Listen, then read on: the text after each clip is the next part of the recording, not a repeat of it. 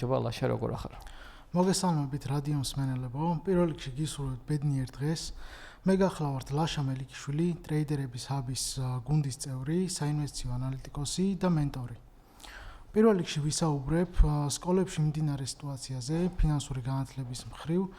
ამჟამად აქტიურად ვასწავლეთ ბაქსუდის და არა მარტო ბაქსუდის, არამედ სხვა სკოლებშიც და ძალიან მალე შემოგვიერთებიან სხვა სკოლებიც. ხო, ეგ ძალიან საინტერესო თემით გახსენი, იმიტომ რომ თან აუხსნათ ჩვენს რადიო მსმენელებს, რომ ტრეიდერების ჰაბი არის მათ შორის მოქცეული როგორც სკოლებში და ერთ-ერთი მათგანი ბაქსუდი არის ჩვენი ძალიან აქტიური მხარდაჭერი და მათ შორის საუნივერსიტეტო მიმართულებითაც გვაქვს ჩვენი პროგრამები, სადაც ისწავლება ინვესტიციები.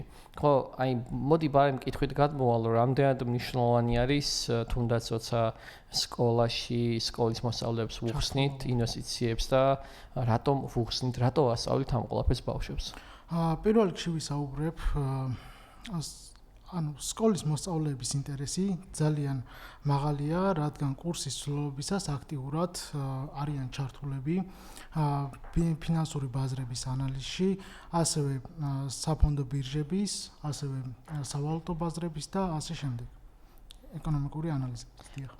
ხო, და პრინციპში ბარემ უთხრათ, რომ გვაქვს საკმაოდ კარგი თეორიული სწავლება, მათ შორის პრაქტიკული ნაწილი, ბავშვები გადიან. სხვათა შორის მინდა აღვნიშნო, რომ ჩვენმა რამოდენიმე ყოფილმა მოსწავლემ ამ კურსის შემდეგ დაიწყო დაბალრისკიანი ინვესტიციები და საკმაოდ კარგი შედეგები დადეს. და კიდევ იმასაც დავამატებ, რომ ბევრმა ბავშვმა დაინახა, რომ თურმე ფინანსებზე სწავლა არ ყოფილა მაინც და მაინც ისეთი, როგორც გონიათ, იმიტომ რომ ბევრს გონია რაღაცა რუტინული, მაგრამ ფინანსები კიდევ უფრო ბევრ ქვე კატეგორიად იყოფა და ერთ-ერთი სწორედ ინვესტიციების მიმართულება არის, რომელიც პრინციპში ჩამოვიტანეთ საქართველოში, იმიტომ რომ საქართველოში მსგავსი ტიპის განათლება არ იყო. მოდი გადავიდეთ თან კიდევ ლაშას გაგაცნობთ კიდევ უკეთ, იმიტომ რომ ლაშა არის ჩვენი მათ შორის ფინანსური ჟურნალის ერთ-ერთი თანაავტორი, რომელიც მოკლედ ყოველთვიურად წერს ძალიან საინტერესო მიმართულებებით სტატიებს და ეს არის IPO. ჯერ თან რომ აგვიხსნა IPO რას ნიშნავს და მე გითხარი რა თემები გაქვს IPO კომპანიებზე. IPO გულისხმობს პირველადი ბაზრებიდან, როდესაც შედის კომპანია მეორად ბაზრებზე, ანუ რაც გულისხმობს უკვე არსებულ საფონდო ბირჟაზე საჯაროდ გამოტანა კომპანიების აქციების, კომპანიის წილებზე უკვე საჯაროდ ვაჭრობას.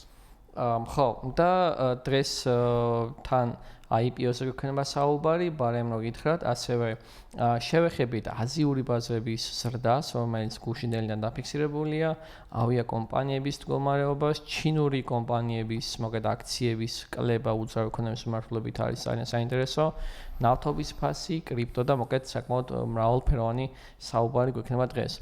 IPO-ზე რო გითხრა, რომელი კომპანიები შეინიშნება საინტერესოდ შენთვის? რაც შეეხება კომპანიებს, რომლებმაც გაიარეს პირველადი საჯარო შეთავაზება ნიუ-იორკისა და ნასდაკის საფონდო ბირჟებზე, ჩვენ შევარჩიეთ ტოპ 3 კომპანია, რომელიც ოფიციალურად დაილისტა საფონდო ბირჟებზე. პირველი კომპანია გახლავთ Fermi Incorporation, რომელიც ნასდაკის საფონდო ბირჟაზე 1 ოქტომბერს დაილისტა. ეს არის ამერიკული კომპანია, რომელიც ორიენტირებულია მაღალი სიმძლავრის ენერგეტიკული ინფრასტრუქტურისა და მონაცემთა ცენტრების შექმნაზე. კომპანიამ 32 მილიონი აქცია გამოსცა პირველადი საჯარო შეთავაზების ფარგლებში, თითო აქციის ღირებულება კი $21 იყო შეფასებული.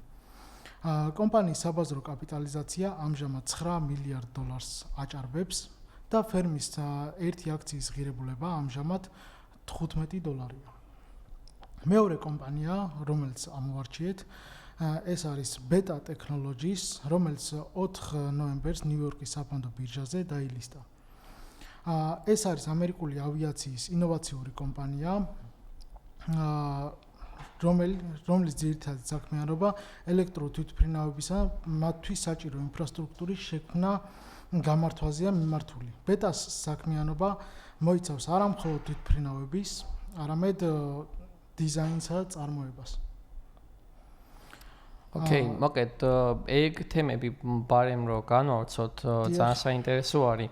რადგან ახსენე ავიაკომპანიები ბარემ ესეთი საინტერესო ამბავი ხდება თუ ქსვენია ლაშათან მეც გაგიზიებ რომ მაგალითად ვენესუელამ გააუქმა ოპერირებს უფლება დიდ საერთაშორისო ავიაკომპანიებისთვის მათ ქვეყანებში და იდეაში ეს ვენესუელის მთავრობის გადაწყვეტილება სწორედ იმას ეფუძნება რომ მოკეთ ამერიკა და ვენესუელას მაინც დაალაგებული ამბები არ აქვს ბოლო ეს პერიოდია და იდეაში მათი ხელმძღვანელობა ვენესუელაში ამბობს რომ ავიაკომპანიებს რომლებსაც მაგალითად ბოლო 48 საათში არ დაიწყებენ და მოთხოვეს რომ რეალურად ანუ პოტენციურად საშიში ვითარებაში და გამოაცხადა ამერიკა და აუკრძალა ფრენა ისეთ კომპანიებს როგორც არის ესპანური კომპანია იბერია, Turkish Airlines, Columbia და სხვა კომპანიებს მოკეთ რომელიც ვენესუელას მართლაც მიეფრინავდნენ.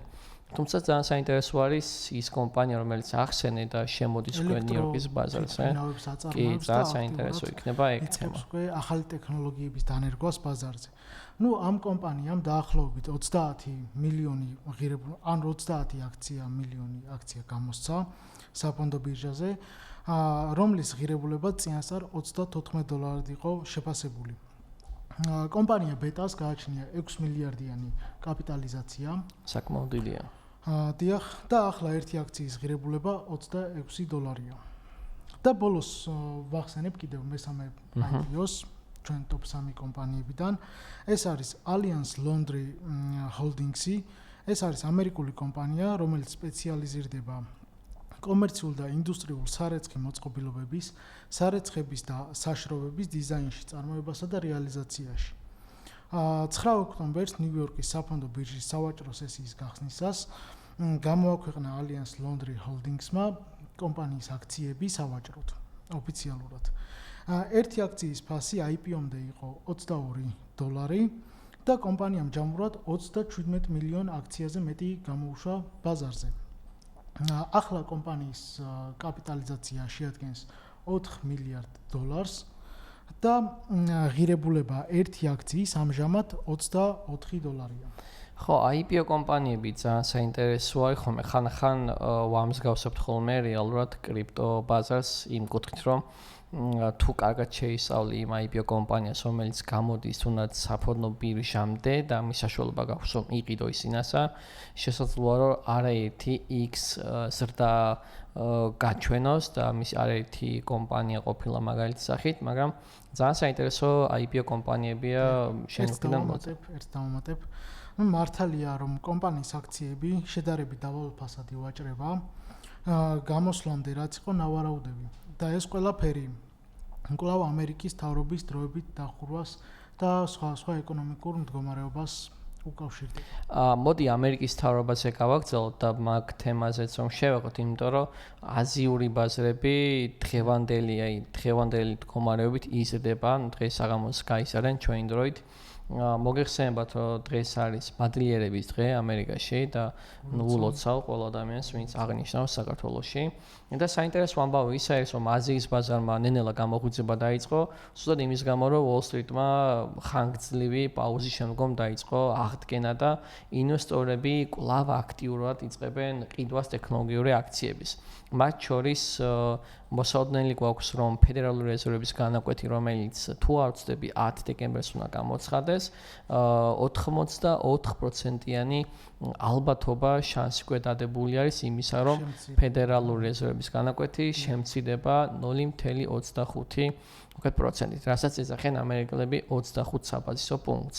ხო, ამიტომ ეს ცვლილებები და ეს სიახლეები პირდაპირ მოქმედებს იმაზე, რომ ტექნოლოგიური კომპანიების მიმართ კიდევ უფრო იზრდება რეალურად ეს ინტერესი, რომ იციან, როდესაც მოხდება მისი შემცირება, კვლავ უფრო მეტად მოხდება მსხვილად უნარიანობა ამ კომპანიებს მართებაში და რეალურად ამ ხრივ იხელთა დრო აზიურმა ბაზარმა, როცა დღეს არის დასვენება ამერიკის ბაზარზე. და პრინციპში აზიური ბაზრები იზრდებიან.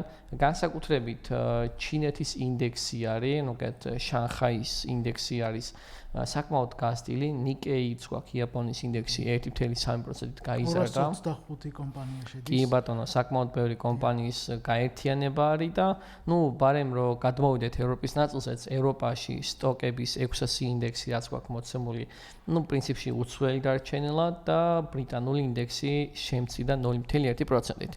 ასევე ბარემ გერმანიის ინდექსიც ვთქვათ, იმიტომ რომ გერმანიაში საკმაოდ კარგი კომპანიები არიან მოყრილი, DAX-ის ინდექსი, რომელიც მცირედ გაიზარდა და საფრანგეთი თითქმის უცვლელი დარჩა.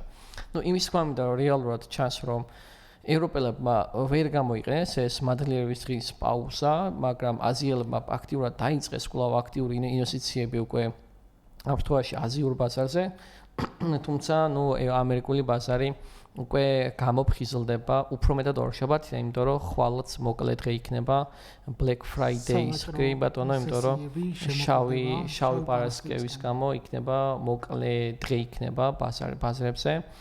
მაგრამ დავალოთ, იმიტომ რომ საინტერესოა რას გვთავაზობენ თუნდაც საქართველოში შავ პარასკევს კომპანიები. მე მინდა დავამატო, საინტერესო იქნება ორშაბათს ნიუ-იორკის და ნასდაკის საფონდო ბირჟები, როგორ შეძლებენ გახსნას ორდღიანი შესვენების გამო, შემოკლებული ვაჭრობის სესიების გამო არის საინტერესო კომპანიებზე, როგორ აისახება ეს ყველაფერი.